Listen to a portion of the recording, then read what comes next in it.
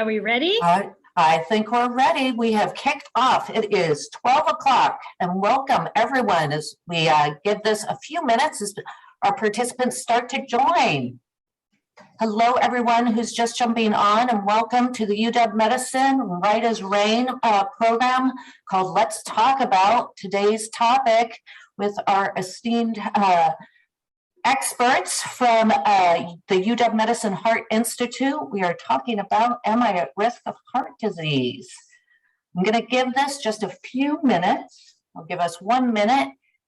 This webinar is being recorded today, and everyone, as you join on, you are not going to be displayed. You will just be seeing our panel of experts as they talk through this program.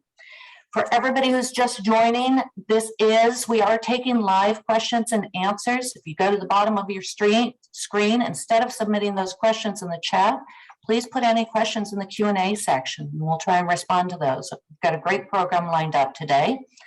So I'm very excited to get this kicked off. Going to give this 1 minute as people continue to join, and I will hand this over.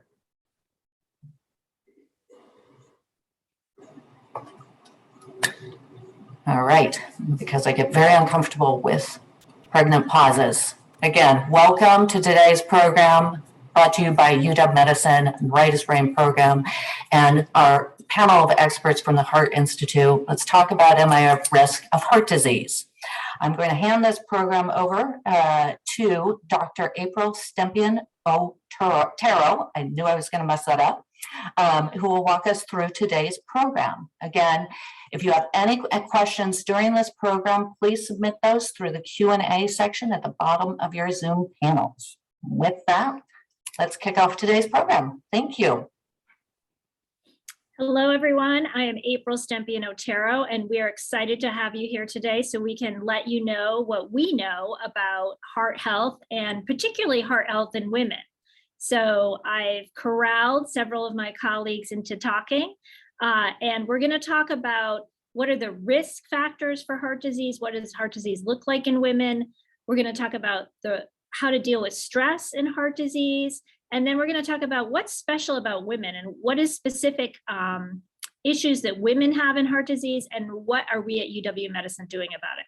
So we're going to start with Christine Chung, MD, who is an assistant professor in the Division of Cardiology and is one of our interventionalists. I don't know if you guys know what an interventionalist is, but it means she's a hot shot in the cath lab, and we depend on her to keep our patients going when the things get tough. So Christine, why don't you go? Thank you for that welcome and introduction, April. I'm just going to dive right in so that we can make the most of the time that we have. April, would you be able to advance the slides? Awesome. So there are a few questions, next slide, that we will spend the next few minutes trying to address, and hopefully you will come away with a better understanding of why heart disease is important for women. And we'll review some of the existing and persistent gaps in outcomes that we see in women versus men when it comes to heart disease. And we'll address some of the reasons why that is. And then we will close with an overview of risk factors that are specific to women. Next slide. So over the past 10 to 15 years, there's been a lot of public awareness campaigns by organizations such as the American Heart Association. And so hopefully it is no longer quite so surprising that heart disease does remain the #1 killer of women in this country. For a long time, there was a wide public misconception that this was not the case. Next slide. So it turns out that in this country, cardiovascular disease or heart disease claims the lives of over 400,000 women a year. About 5 to 7 years ago, 1 in 3 deaths in women was due to heart disease, whereas 1 in 34 was due to breast cancer. So it's much more prevalent of an issue. The statistics are even worse when race is also brought into the picture. So for instance, the prevalence of heart disease among African-American women is about 48% versus 35% when we're talking about white women. One of the things that can lead to some confusion when it comes to this misperception of heart disease being a man's disease is that the mortality rate, so the rate at which people die attributable to heart disease, is actually higher in men than in women. But part of what happens is that as the population ages, more women live longer than men. So when it comes to absolute numbers, there are actually more women that end up dying of heart disease as opposed to men. Next slide. There have been some important advances and improvements made in outcomes related to heart disease since over the past several decades. These are attributable to a variety of factors. One is that there has been significant declines in rates of cigarette smoking. There have also been a lot of improvements in control of blood pressure. There has been widespread use of medications like statins to help control cholesterol, one of the important risk factors for heart disease. And also there's been a lot of development when it comes to things like using stents to treat heart attacks. From 1997 to 2007, the mortality rate attributable to heart disease in women fell by over 40%. However, in the past several years, there has been some stagnation. Next slide. So what is driving some of these ongoing disparities when it comes to heart disease outcomes in women? So one important reason is that risk factors that are specific to women or that disproportionately affect women are often understudied. So there's less research done on these factors, and their impact is often under-recognized by treating doctors as well as other members of the healthcare team. And whether it's due to implicit bias or other reasons, there is data that testing and treatment are often less aggressive when it comes to women as compared to men. And then also there is a bucket of very specific forms of heart disease that either only or disproportionately affect women. So for instance, heart disease that is related to pregnancy. And these disease entities remain understudied. Next slide.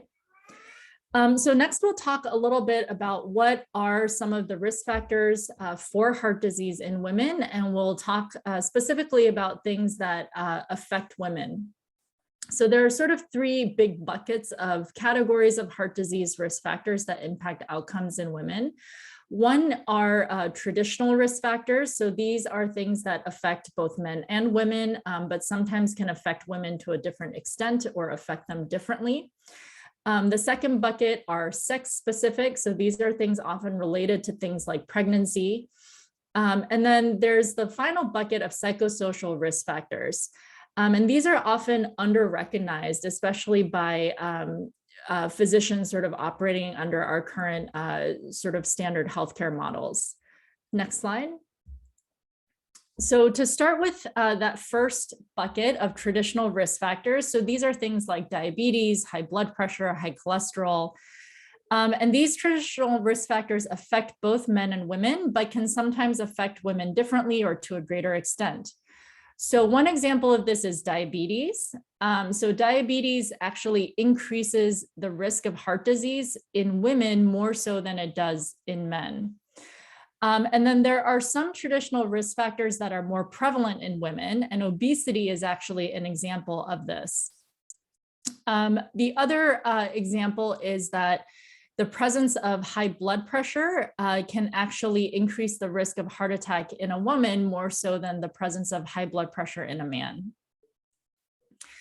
And then as mentioned before, there are some risk factors related to hormonal influences and pregnancy that, of course, only impact women. So the impact of things like adverse pregnancy outcomes, so the presence of things like pre-eclampsia or gestational diabetes is increasingly being recognized as a risk factor for later development of heart disease in women. Next slide. So some of these things we've already touched upon, so pregnancy-related disorders, and as there's been increasing awareness of the impact that these conditions have on women's heart disease risk later in life, there's also been increasing education and awareness amongst providers that we have to screen for these things. But something that you can do as a patient is mention some of these things to your doctors if they're not already actively soliciting that information from you. Next slide. And then finally, psychosocial risk factors, although they affect both men and women, often disproportionately affect women to a greater extent. So one example of this is depression. Depression is a well-documented risk factor for heart disease and can sometimes affect women more so than men. Unfortunately, a lot of cardiologists don't routinely screen for this. And I think this is due to a lot of reasons. We're often trying to cram a lot into shorter and shorter visits. And so sometimes providers may just not get to it. So again, when it comes to things like having a first visit with a brand new provider, it may be helpful to offer some of this information if it's not being solicited. The other thing is that often women who come in with things like chest pain or shortness of breath may be more likely to get misdiagnosed with anxiety. And again, this may just reflect implicit biases on the part of the healthcare providers. Next slide. And then finally, there are some sex differences when it comes to diagnosis and treatment. Women with heart attack, it's well known that they are less likely to present with typical symptoms like chest pain with exertion. Often women can present with things like nausea, indigestion, belching, sort of abdominal bloating that are sort of non-specific and don't always trigger people to think that the heart is responsible. There's also data that after diagnosis of something like a heart attack, women may be less likely to receive guideline-directed medical therapies. Women with out-of-hospital cardiac arrest are often less likely to get bystander CPR. And women with heart failure are less likely to receive defibrillators and heart transplants. And again, the reasons for all of these things are not always well understood, but I think there is probably an important role of implicit bias, that there may be an assumption on the part of the healthcare team that women are less accepting or wanting to receive very aggressive or invasive treatments. And final slide. So what are some of the solutions and what are things that we as doctors can do to provide better care? What are some steps that you can take as a patient? So one of the things is activities like this, so increasing awareness of sex differences and how that can be important for preventing as well as managing heart disease. On the part of providers, as mentioned, there's been increasing awareness of the need to screen for things like pregnancy-related disorders and depression. An important area also is that women are often underrepresented in our trials of heart disease, whether it's interventional trials or trials of medications. There has been a historic underrepresentation of women in these trials. And one of the ways that you as a patient can consider getting involved is by considering joining some of these trials, because the more data that we have, often the better reflective the data is of women and what we can do to specifically help improve outcomes in women. Final slide. So just to summarize and conclude, heart disease does remain the leading cause of death among women, and outcomes related to heart disease have improved, but there is still a lot of work that we can do to continue improving them further. And as mentioned previously, one of the things that you can consider is to get involved in clinical trials and sort of being part of that representative pool of data. Thank you. Thanks, Christine. I think I'm just going to interject one food for thought for the audience is that there's a OBGYN junior faculty member who's trying to research why preeclampsia leads to worse heart disease. And she's having a real difficult in finding in the medical record patients' records of having preeclampsia because it's not written in the medical record. So I think that hopefully people will go away and, you know, let their doctors know about that, even if it was years ago, because it's a very important risk factor that's been under-recognized in my view.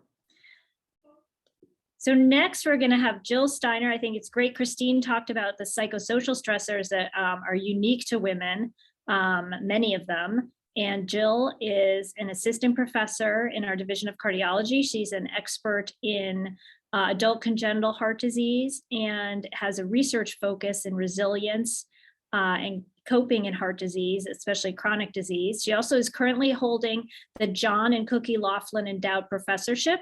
This is a professorship we have in the division that rotates to very successful, promising junior faculty to give them a little bit of protected time and money to advance their research early in their careers. So take it away, Jill.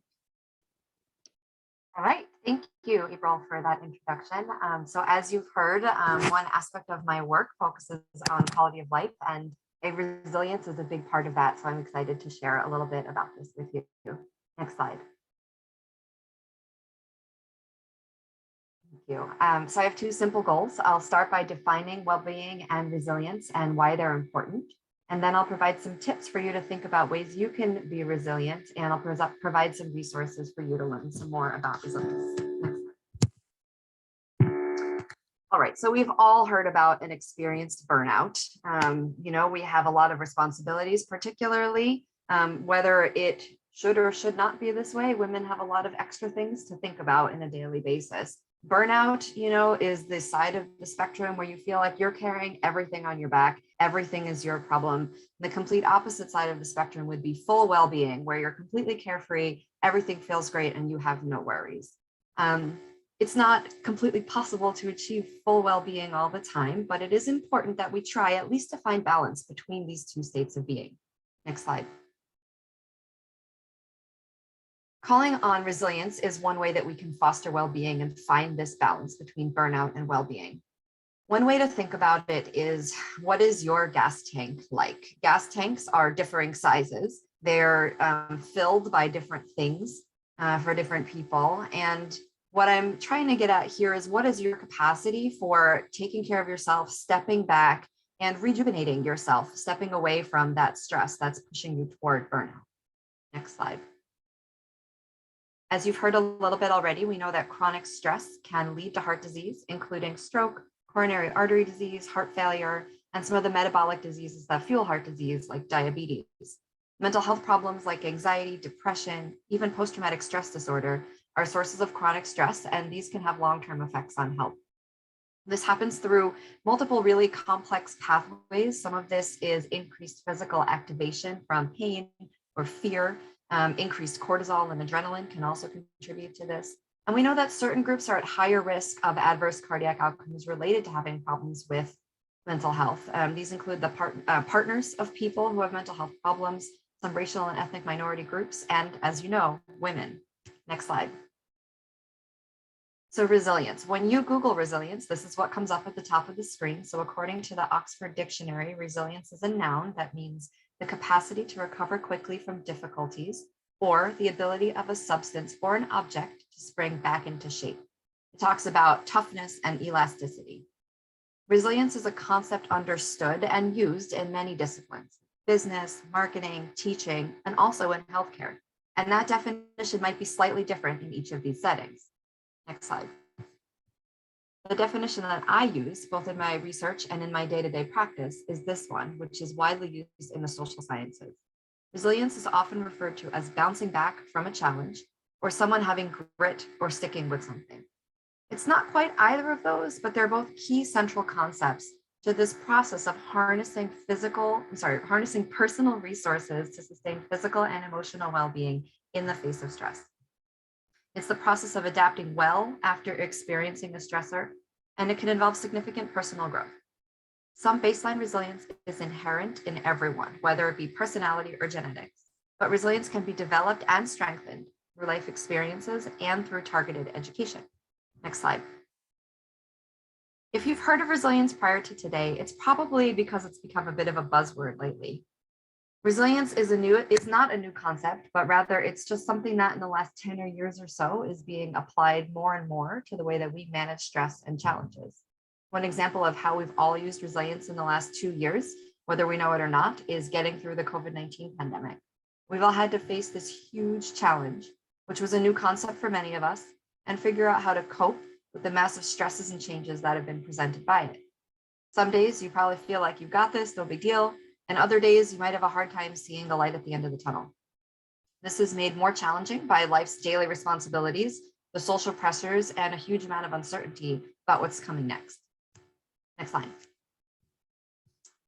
A person goes through 3 overlapping phases of resilience when facing a challenge. The first and probably most instinctual is getting through whatever that challenge is. And then having survived that initial exposure, then the person can begin to harness resources within and around them to begin to move forward, eventually, hopefully, reaching a place where they can look back and then learn from that experience. Next slide.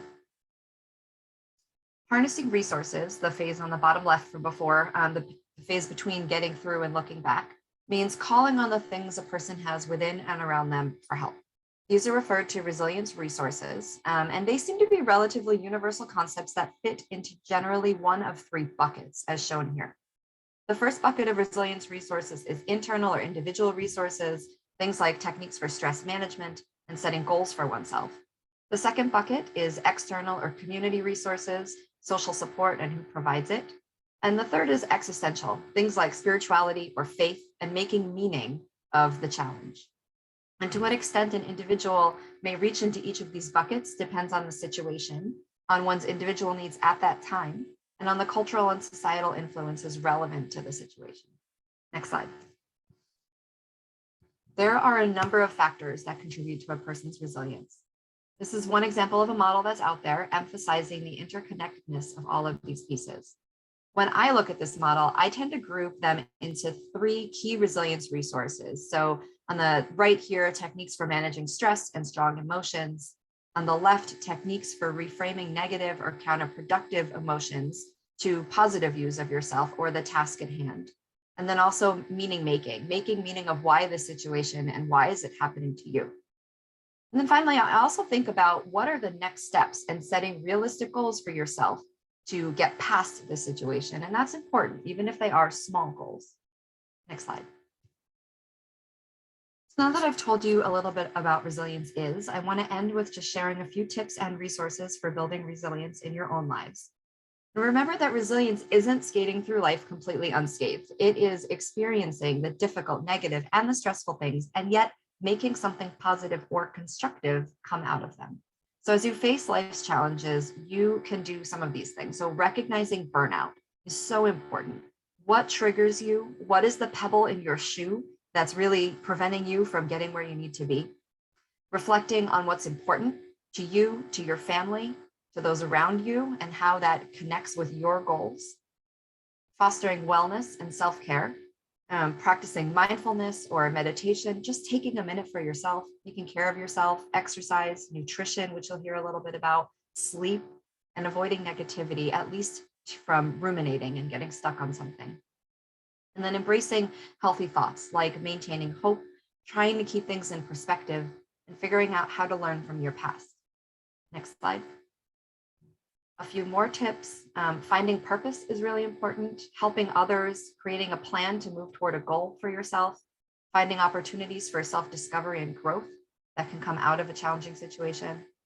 Optimizing workflows, whether that be in your personal or your professional life, cutting out some of the inefficiency or less important things and focusing on how to get done what you need to get done in the least amount of steps.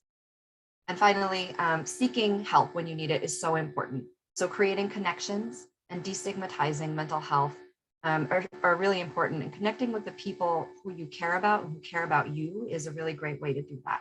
Joining a group or a club can help foster connectedness and community, and sometimes reaching out to a licensed mental health provider really is necessary, so please don't hesitate to do that if you feel like it's necessary. And last slide. My last slide here is a list of a few resources where you can learn more about mental health and how resilience ties into some of these things that we're talking about today. Thank you. Thanks, Jill. I just want to, that's a great point to let people know that this is going to be available on the web, the whole webinar, and also a printout of the slides with more references available too, because I may just record that little bit and have Jill talk to me in my ear once a week about resilience. So I am now going to talk about what's different in women with cardiovascular disease. And, you know, Christine talked about unique risk factors. Jill talked about dealing with the societal stressors, and I'm going to talk about some of those conditions that Christine referred to in that are more prominent in women. So I quickly want to assume that nobody knows anything about the heart and just briefly go over what are the diseases we're talking about. So the heart is basically a big pumping muscle. That's what we think of it as. And sometimes we call ourselves plumbers because of that. It consists of the muscle, the valves that keep the blood moving in the right direction, the electrical circuit that keeps the electrical signal coming through the heart. And then this all requires a great deal of energy. And so around the heart are the coronary arteries that feed all of this muscle. So in all of these things, unfortunately, can go wrong. A heart attack occurs when the artery is blocked completely, and Christine hasn't gotten to it in time to open it up, and we have a big chunk of dead muscle that can also lead to electrical problems, valve problems, muscle problems. So one problem within the heart can feed into other problems within the heart. As Christine alluded to earlier, there's sex differences in heart diseases, but they're not as well described as in other diseases. This is actually from Immunology from Nature, which is like big fancy journal. And it talked about differences in men and women biases and diseases. And notice they don't even mention heart disease here. They focus on things we know already, which is autoimmune diseases, like lupus are more common in women, other autoimmune diseases, whereas in men, diseases of a different immune issue, which are solid tumors and non-reproductive, so they've gotten rid of breast and prostate cancer here, but solid tumors are more common in men because of differences in their immune system is the thought. In addition, this 5-year-old chart put MERS in here, which was the predecessor to COVID. So it's very interesting, like already we knew, and now we know unequivocally that men and women are different when we see how many more men died of COVID than women, whereas more women developed long COVID in comparison to men. So there are clear biologic differences. So what are the sex differences in heart cardiovascular disease? Well, focusing on the two major diseases in the heart, the first being coronary artery disease, or ischemic heart disease as we call it. The classic coronary disease we think of is where you get this yellow plaque, fatty stuff building up inside your artery like a zit. And it can pop open and a blood clot can form. And this can either make this plaque larger, narrowing what we call the lumen, so less blood goes by and you get chest pain with exertion, or it can completely block the artery, in which case you have a heart attack because a whole part of the heart is not getting enough blood. So this is more common in men. In women, but occurs in women too. In women, what is more common is a gradual narrowing of the artery.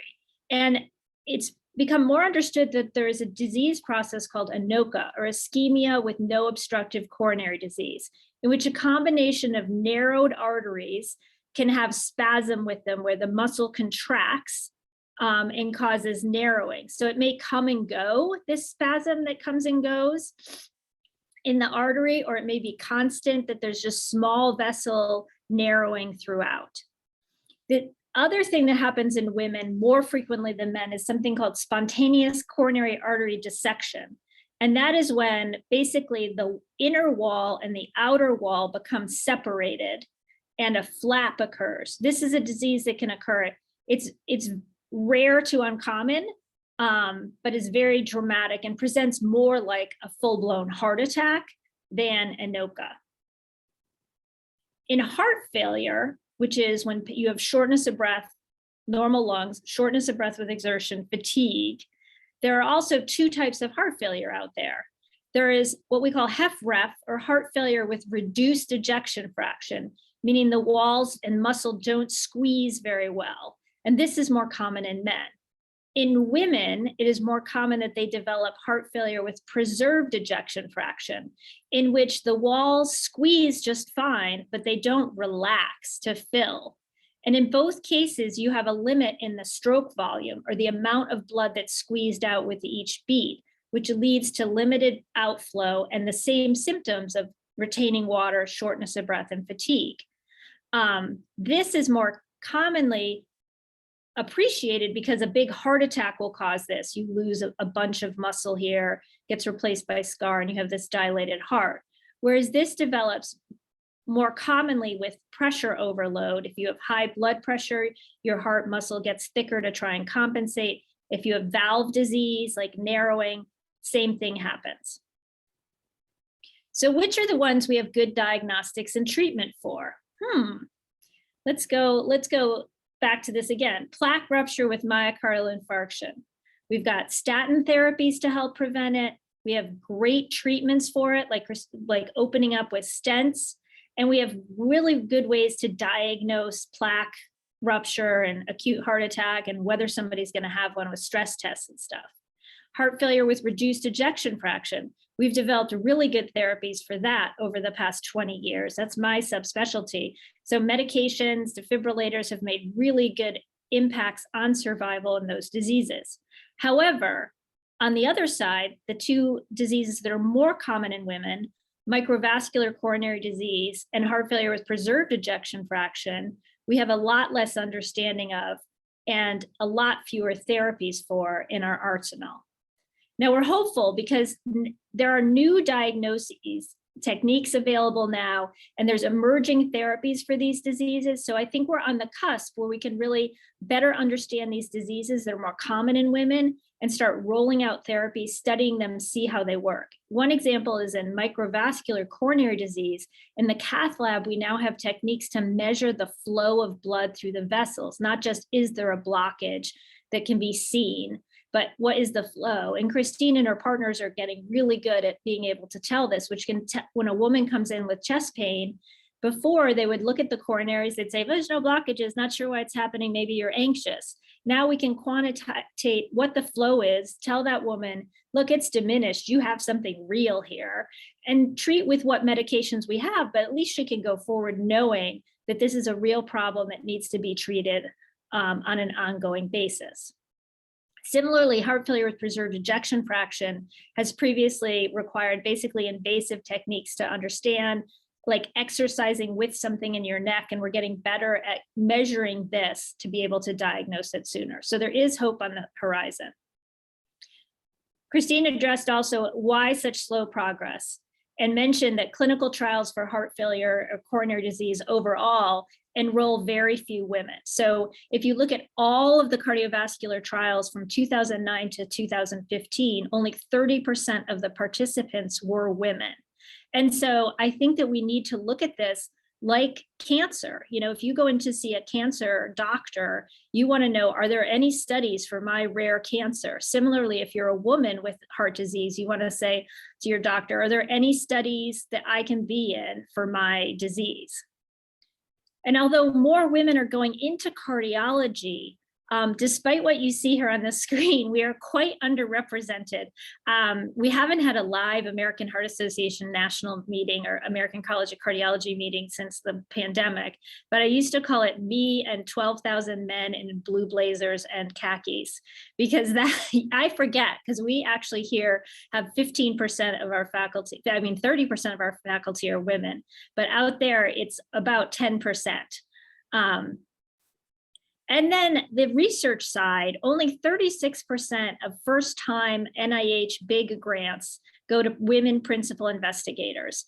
And the amount of money for women get versus men is lower. So you can imagine that if there are few women in cardiology, few women researchers, and fewer women in general get grants, that we have a backlog of work to do on women's cardiovascular diseases.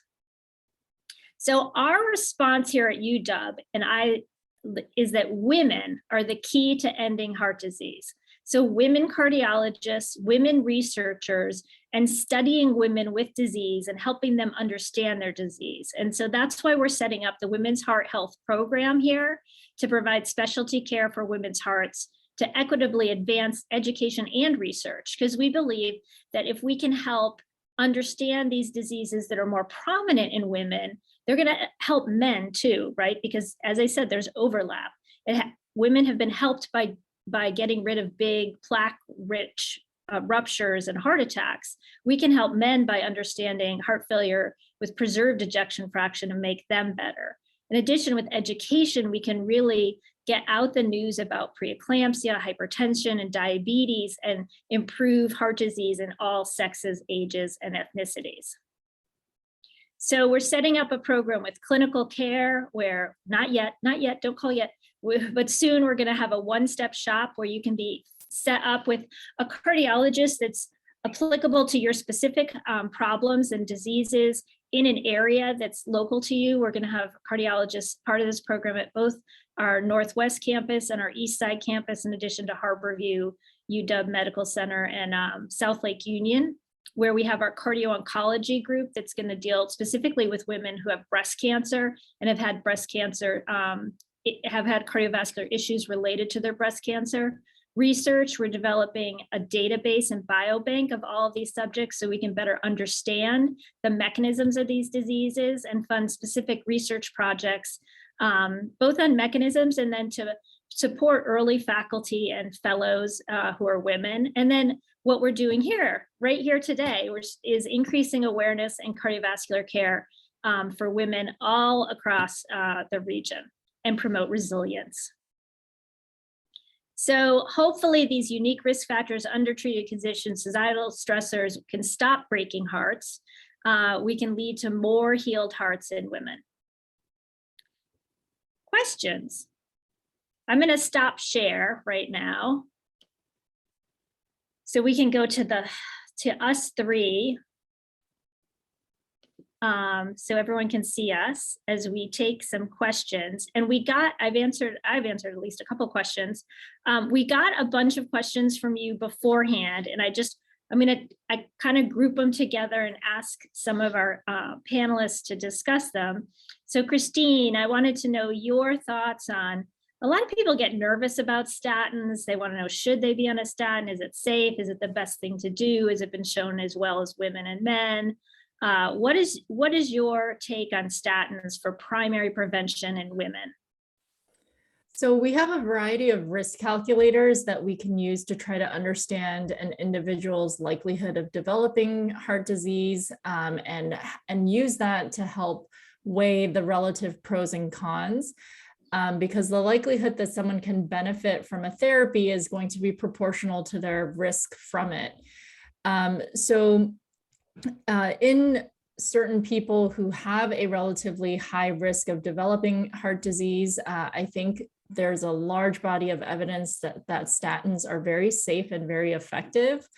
Many medications do cause side effects, and often those side effects can be worst in the sort of early period, the first few weeks that your body is adjusting to it. So I think maintaining open communication with your doctor about what you're feeling and going through, will give them an opportunity to hopefully walk with you through that process, and sort of help you distinguish between things that are potentially dangerous versus things that are annoying or maybe sort of inconveniences that if you can sort of work through that early period, you'll be able to reap the long-term benefits of being on something like a statin. So I want to segue into a related question that came up in the pre-questions that I'm seeing come up here, and which is nutrition. And I think that it's important for people to know first that the effect of statins is not just dependent on their ability to lower cholesterol. We believe statins have really potent anti-inflammatory effects too. They affect the function of inflammatory cells. And so their benefit is not just, lowering cholesterol and not just, good, bad cholesterol. That I think the studies have shown what, the studies have shown decreased dead bodies in people on statins who are appropriately treated as opposed to people who aren't. I want to go into the nutrition zone from going to cholesterol and say that I am a big believer in the Michael Pollan, and this isn't just like a faith belief, but based on the data. There's the best data that has on diet that is out there is on the Mediterranean diet. And it's data that's been reproduced since the 60s. So it's been reproduced in different populations over many years. And that is essentially, if you say it, you could call it plant-based, but it's more in the meat as a condiment, make your own food, eat lots of veggies. And that's what I do. I think if you want to be vegetarian or vegan, that's fine. But for ethical reasons in particular, I know some people do. But from the cardiovascular diet, small amounts of meat, but thinking of meat as a condiment to your food as opposed to the main chunk on your plate, and supplementing it with whole grains,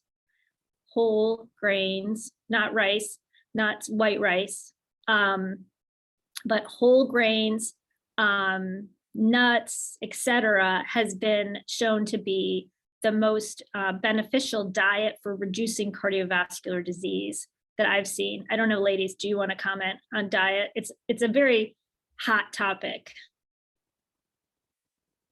I didn't hear this topic closed today, but I think there's been a lot of interest in these sort of low carb, high fat, various versions of keto, paleo type diets lately. And I think it's important to say that though there may be an overall heart benefit to following a lower carb diet, I think the main takeaway there has to do with less processed food and more whole foods, like Dr. Stempien-Otero was saying. So often carbs are heavily processed, and that's probably a lot of the reason for their overall inflammatory and heart negative effects. And that the goal is not so much to cut carbs out, because there are some very healthy carbs like whole grains, but it's more about eating things that are as close to the form in which they're found in nature. I think that's a great point. I mean, I think the margarine story is an example of that, right? Like we learned that fats, certain fats, if they were liquid, are fine, but when you bubble hydrogen through it to make it into looks like butter, then it was actually deleterious. So foods that are unprocessed and whole foods, as opposed to, the gluten-free, vegan, really packaged, you can't see what its original contents were, foods, are what I emphasize in my population. I also think it's really important to think about salt and canned food and all the different places that salt can hide. So for example, frozen food might be a little bit better than canned food because it's processed differently and less. So it really is thinking about that transparency. And as you said, eating food that is as close to its original form as possible. So Jill, do you want to talk about palpitations? Palpitations, I think lots of folks have questions about those. And I'll start by saying that for the majority of people, having an occasional palpitation every now and then is completely normal. When we talk about what palpitations are, we mean extra heartbeats, the feeling of a skipped heartbeat in your chest. Some people can feel this and some people cannot feel it at all. And if you can feel it, what people say is it feels like a fish flops in their chest, or their heart skips a beat or pauses for a second, or beats extra hard for a minute or two and then goes away. So people experience these as different ways. And the majority of the time, like I said, they're not dangerous. When we worry is when palpitations are very frequent. I mean, like more than 10% of the time. And when they're associated with other symptoms like lightheadedness or feeling like you're going to pass out or passing out, or chest pain or weakness, something else that is a clue that maybe there's something going on besides the occasional random extra heartbeat. There are ways that we can evaluate what palpitations are caused by. So usually this is wearing a heart monitor that we would send you home with for up to a month or as short as a day. And if they're happening very frequently, we can do an EKG in clinic, maybe see what you're experiencing. And if they're very rare, we have little implanted devices that just go under the skin and watch in the background. So I think it's important to mention if you're having palpitations, but as long as they're not accompanied by any of those other scary symptoms, I don't think you should worry about it every minute of the day. But if they're super annoying, there are medicines that can get rid of them. And we even, if they're crazy annoying, we can actually go and find the spot they're coming from and zap it. Christine, there's a bunch of questions on calcium scores and calcium in arteries and what kind of test should I get to see if I have heart disease? Would you like to comment on that? Yeah, absolutely. I think Jill tried to address some of those questions. I think to sort of take a step back, because I was also seeing questions about people's specific risk factors. So as we sort of touched upon, there are a whole host of risk factors that go into this sort of overall holistic sense of a person's individual risk of developing heart disease and what are the best ways to try to help that person manage their risk factors, prevent it. And so I think it's important not to be overly focused on any single risk factor as being sort of wholly deterministic.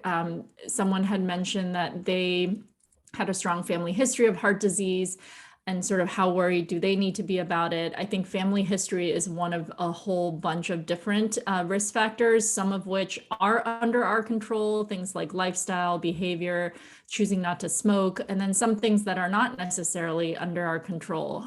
There are definitely genetic and hereditary risk factors as well. But I think, we use various risk calculators and other tools, of which something like a coronary calcium score is one, to try to help people understand their personal risk of developing major sort of heart-related adverse events. So something like a heart attack, risk of developing heart failure, and then based on their risk, we can try to tailor preventive strategies, because often prevention is the first step toward a lifetime of staying healthy, as opposed to sort of reacting once someone has already had a major heart attack. We want to do everything we can to try to prevent that first initial episode. So something like a coronary calcium score, there is data that shows that it can be added into our other sort of pre-existing risk calculators to better refine and add nuance to a person's individual risk. And if we see the presence of something like coronary calcium on a scan, then the risk benefit to starting certain preventive medications like a statin may change. So there may be more likelihood to benefit from a statin, and maybe a patient will be more amenable to taking certain medications like a statin if they know that their personal risk is higher. Yeah, so in summary, I think that, for people who people should talk with their primary care doctors about risk scores if they have an excess risk, or if they're kind of in a zone where they have one crazy high risk and others that aren't, maybe additional testing, seeing a cardiologist to see if additional testing would be necessary seems like the way to go. A lot of people ask about prevention. I think, the key thing we've tried to say at the American Heart Association is know your numbers, know your blood pressure, know if you have diabetes, know your cholesterol, and have those screened on a regular basis, like every 3 years at least, and make sure that those are under treatment if they're out. You would not believe the number of people who come into the hospital sick, and it turns out that their hemoglobin A1C, which is a measure of blood sugar over a long period of time, is crazy high, and they've had diabetes for a year and haven't even known it. So knowing your numbers regularly is the thing to do from a primary prevention perspective. Knowing your family history and then talking to your doctor about what can you do to reduce those risks. I would say when it goes to talking to your doctor, a couple of people asked about like, how do you talk to your doctor and how do you address these things? I was just going to throw that out to Jill to answer. Talking to your doctor really is the key to a lot of what we do in cardiology, because a lot of the time You know, folks who have heart disease experience symptoms, which is something that they experience that we have to, they have to relay that to us, versus signs of disease, which are things that we as the outside person can see what's going on, like an abnormality on an X-ray or an EKG. And so effectively communicating with your cardiologist is super important, and making sure that you get information in a way that makes sense to you and that answers your questions fully. So one thing you can do with you is have a friend or a family member with you when you're going to those visits. Have someone else there that can kind of hear what's being said and help you kind of translate, for lack of a better word. Bring your questions ahead of time. Having your questions written down will help you remember what they are and also give you the opportunity to articulate them clearly beforehand. And then when you're talking to the doctor, it's okay to ask them to, you know, try to use simple language and, you know, tell them you really want to understand what they're saying and what's going on and what this means for you going forward. And so, you know, having that conversation upfront about how you learn and how you want to receive information is important. And then writing down some of the key points as you're having the conversation with your doctor and asking for clarification if they skip over something or if they say something too fast or that you've never heard of before. And it's also important, especially if you're seeing a subspecialist or a doctor you've never seen before, it's okay to ask them to start at the beginning and give you kind of an overview from their perspective of what they were, what they think is important, what they're thinking about, what they saw in your records that's making them think a certain way about their recommendations. Because often a subspecialist will have the opportunity to synthesize and collate all this data that came from them from, you know, other doctors or tests that may or may not have ever been explained to you as a whole before. So I think just stepping back, taking a minute to communicate and make sure that communication doesn't break down is super important. Yeah, I think that's, I frequently ask patients myself, what is your understanding of your disease? And so that I can figure out where they're at. So I think that it'd be, you can do the flip as a patient. You can go in and say, well, this is my understanding. Can you fill in the blanks for me, Dr. So-and-so? A couple of people asked about Takasabus. I'm going to be super self-promoting and say I had an article in the Seattle Times just on February 14th on broken heart syndrome. So anybody wants to know more about that, go to that article and video. Christine, people were asking about symptoms of heart disease. You had referred to different symptoms between men and women, and what is chest pain and what are we talking about? I will just say that fleeting pain that you get, I get it. If it's, I never learned about it in medical school is bad. If you get that like fleeting sharp pain that comes and goes. So what are the pains and symptoms you should worry about, Christine? So it's probably helpful to start with the classic symptoms. So the classic symptoms are things like anytime you try to exert yourself physically, you have a squeezing or pain or pressure or heaviness that affects the left side of your chest. Some people may say it radiates to their left shoulder or their left arm or up their left neck. The really key piece there is that it seems to be brought on by physical exertion or made worse by physical exertion. And then the other one is sort of like a very sudden onset of a severe chest pain. Those are kind of the most classic textbook ways that we think of a heart attack, which is a blockage in the blood flow to the heart muscle that occurs due to a blocked heart artery. That's the way that a classic heart attack will present. The less classic symptoms that are more likely to occur in women are things like nausea, indigestion, bloating, just kind of generally not feeling well. And I think, these are part of the reason why it's often tricky, even on the provider side to sort of, triage and diagnose, is because a lot of these symptoms are what we call non-specific, meaning that they can happen as a result of a wide variety of medical conditions and are not specific to the heart. But I think, you know your body best. And the biggest sign is that you just sort of feel like something is really wrong. Then I think it's worth, seeking medical attention for. Thanks, Christine. I think I just want to say Jill is doing an awesome job at answering the questions on the side too.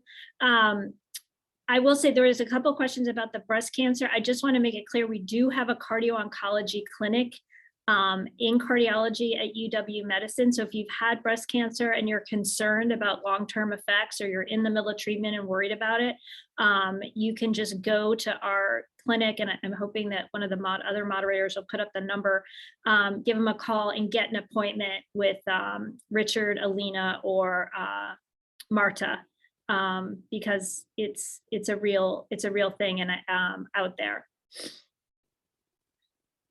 Let's see, ladies, anything else we would like to answer?